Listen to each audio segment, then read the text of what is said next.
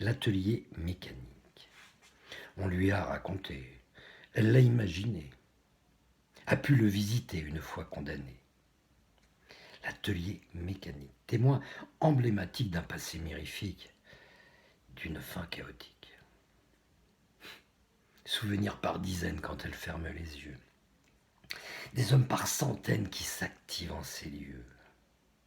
Des métiers qui s'apprennent aux jeunes, par les plus vieux. Une vie qui s'égrène, dont ils remercient Dieu. Toutes les générations sur les mêmes machines. Geste de précision quand les pièces s'usinent. Le bruit de la ferraille, des moteurs qui déraillent. Les marteaux, la grenaille, tout dans ce hall travail. L'odeur des soudures, du métal en fusion.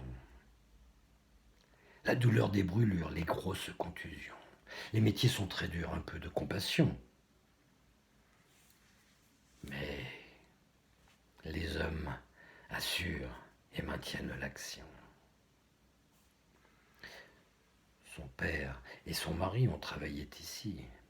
Leurs frères et leurs amis y ont vieilli aussi, sur ces monstres des mers, venus en révision, ces montagnes de fer pris en réparation, le slip gigantesque pour lever l'animal, les défis titanesques lancés par l'amiral. Tout s'est arrêté là. Pas assez de contrats. L'argent qui fait la loi, chacun rentre chez soi.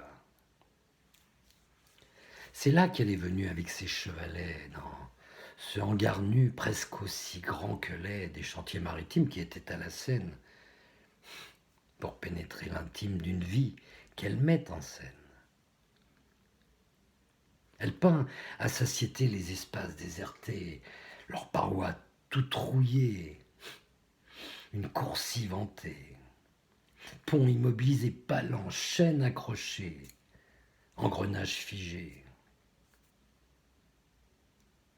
Le temps s'est arrêté.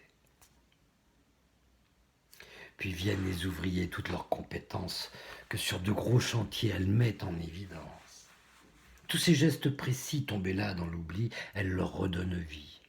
Le temps est reparti. Sur toile, ces pinceaux l'ont immortalisé.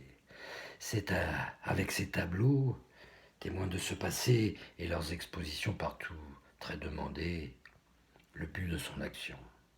L'atelier est sauvé. Tout peut recommencer, elle emportait l'espoir. Un beau projet est né, une nouvelle histoire.